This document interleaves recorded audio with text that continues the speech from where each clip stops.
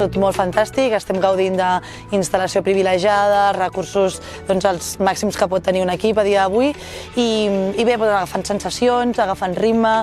començant a conèixer les noves incorporacions a l'equip, a les veteranes tornar-les a veure i bé, ha estat un dia d'introducció, de començar a engegar aquesta temporada que en tenim moltes ganes.